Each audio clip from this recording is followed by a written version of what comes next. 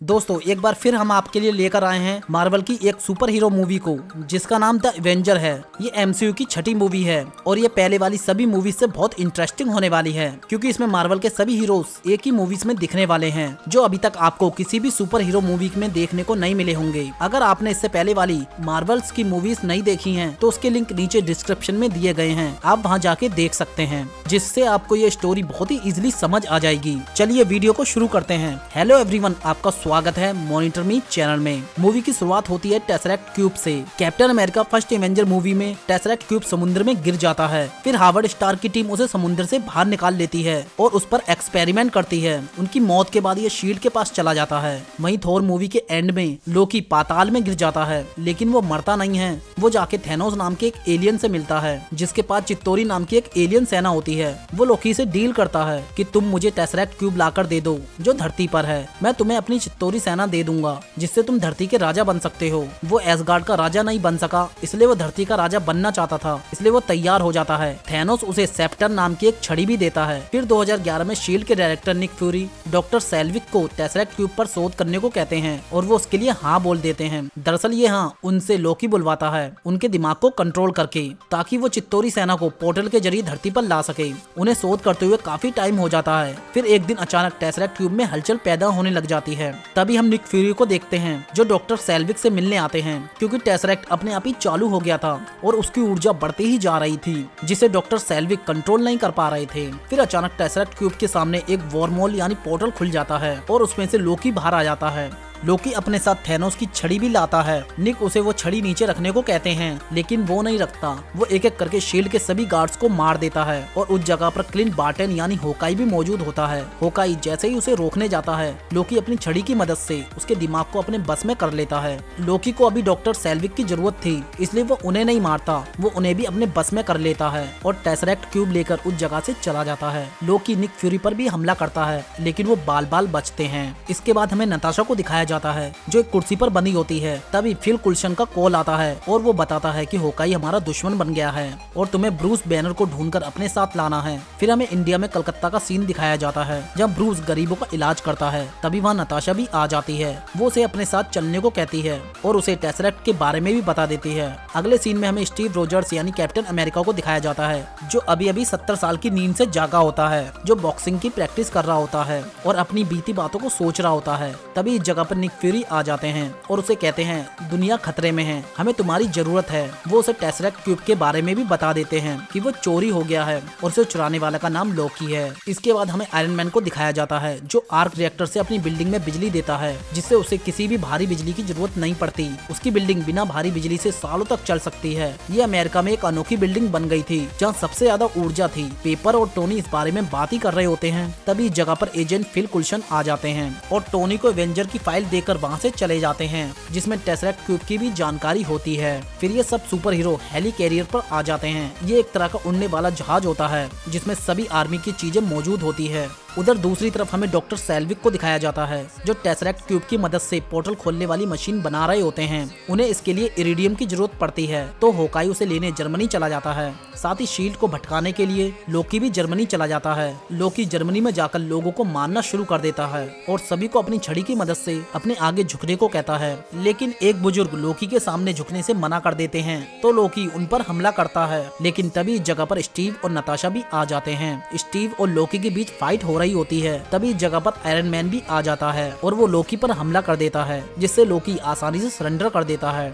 Steve, iron man और लोकी तीनों नताशा के साथ प्लेन में जा रहे होते हैं। तभी उनके प्लेन के ऊपर थोर आ जाता है। थोर अपने साथ लोकी को उड़ा के ले जाता है जिसके पीछे आयरन मैन और स्टीव भी चले जाते हैं। फिर थोर और आयरन मैन के बीच जबरदस्त फाइट होती है। फिर स्टीव भी वहाँ आ जाता है। थोर स्टीव पर भी हमला करता है लेकिन स्टीव की ढाल उसे बचा लेती है जिससे बहुत जोरदार धमाका होता है। फिर तीनों बहुत दूर जाके गिरते हैं जिससे थोर समझ जाता है कि हमारी शक्तियाँ एक जैसी हैं, इसलिए थोर को उनकी बात माननी पड़ती है और वो सब लोकी को पकड़कर हेली कैरियर में आ जाते हैं। इसके बाद निक फ्यूरी लोकी को एक मजबूत कंटेनर में बंद कर देते हैं। फिर यहाँ सब बातें कर रहे होते हैं लोकी के प्लान के बारे में। थोर बताता है कि उसके पास चित्तोरी सेना है जो धरती पर हमला करने वाली है लोकी की अगुवाई में। तभी इस जगह पर टोनी आ जाता है। टोनी उनसे कहता है कि होकाई ने इरिडियम चुरा लिया है, अब उसे बस बहुत सारी ऊर्जा की जरूरत पड़ेगी, फिर वो पोर्टल खोल देगा, इसलिए हमारे पास बहुत कम वक्त है। फिर टोनी और ब्रूस एक लेबोरेटरीज में टेसरेक्ट क्यूब को ढूंढने में लग जाते हैं। क्योंकि दोनों बहुत बड़े साइंटिस्ट होते हैं, इसलिए इन दोनों की बहुत पटती है और वो दोनों जल्दी ही दोस्त बन जाते हैं।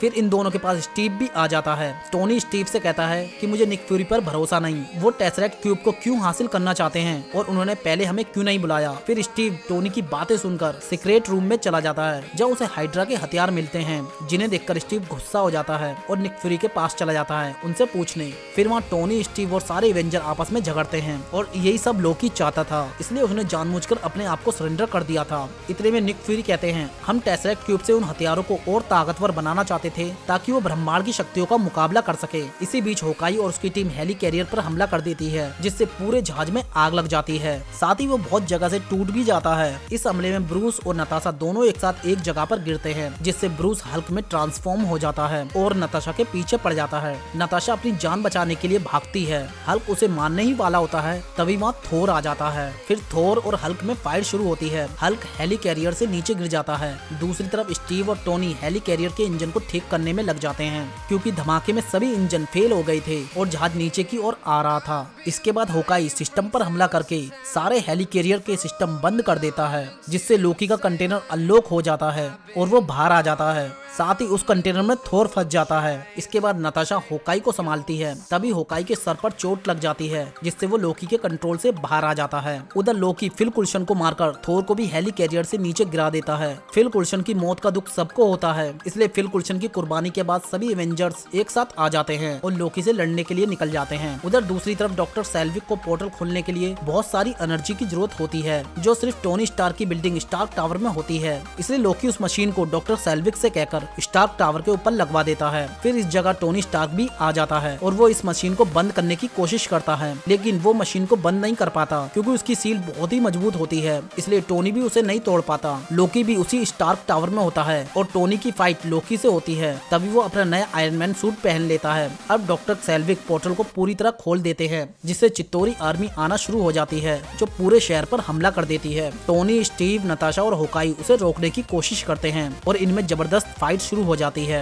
अभी फाइट चल ही रही होती है, लोकी और चित्तौरी सेना को बुलाता है और वो टोनी के पीछे पड़ जाती है। तभी इस जगह पर ब्रूस और थोर भी आ जाते हैं। अब एवेंजर्स की टीम कंप्लीट हो जाती है और सभी एवेंजर्स चित्तौरी सेना पर टूट पड़ते हैं। हल्क चारों तरफ से तबाही मचा देता है। साथ ही वो लोकी के पास चला जाता है उसे मारने के लिए। जैसे ही वो उसे मारने वाला होता है, तभी लोकी उससे कहता है, मैं दानवों का देवता हूँ, तुम मुझे नहीं मार सकते। लेकिन हल्क उसकी एक नहीं सुनता और उसे धोबी के कपड़े जैसे पटक पटक के बहुत मारता है, जिससे लोकी की हालत बहुत बुरी हो जाती है। उधर थोर भी अपनी बिजली से पूरी चित्तौरी सेना को जलाकर खाक कर रहा था, लेकिन पोर्टल से और चित्तौरी सेना आए जा रही थी। डॉक्टर सेल्विक लोकी के कंट्रोल से आजाद हो जाते हैं और वो नताशा को बताते हैं कि इस पोर्टल को बंद करना पड़ेगा और उसके लिए लोकी की छड़ी की जरूरत है। फिर नताशा वो छड़ी ले आती है और उसे बंद करने लग जाती है। उधर अमेरिकन गवर्नमेंट भी ये सब देख रही होती है, इसलिए वो एवेंजर्स को कमजोर होता हुआ देख इस इलाके पर न्यूक्लियर बम छोड़ने का आदेश दे देती है। शील्ड के डायरेक्टर निक फ्यूरी उस आदेश को नहीं मानते, लेकिन उनके नीचे काम करने वाली एक टीम का सोल्जर एयरक्राफ्ट लेकर उड़ जाता है, जिसमें न्यूक्लियर बम होता है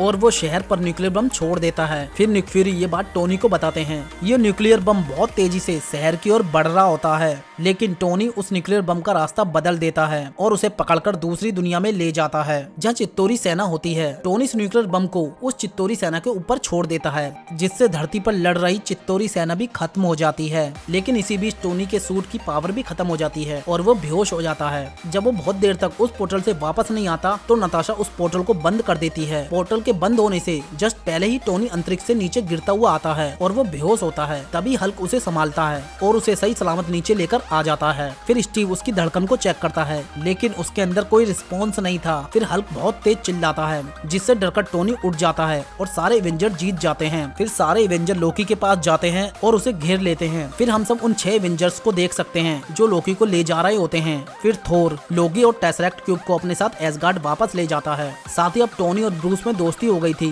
इसलिए ब्रूस टोनी की कार में चला जाता है और बाकी सभी एवेंजर्स अपने अपने रास्ते पर चले जाते हैं। फिर हम इसके मिड क्रेडिट सीन में थैनोस को देखते हैं, जो टेसरेक्ट क्यूब को हासिल नहीं कर पाया था, फिर भी वो मुस्कुरा रहा था। अब वो क्यों मुस्कुरा रहा था, ये आप लोगों को बताना है। तभी मूवी खत्म हो जाती है। दोस्तों, अगर आपको भी ये स्टोरी अच्छी लगी हो तो प्लीज इस चैनल को लाइक और सब्सक्राइब करना ना भूलें। साथ में बेल आइकन भी दबा दें, जिससे हमारी आने वाली वीडियो का नोटिफिकेशन आप तक सबसे पहले पहुंच सके। Thank you guys.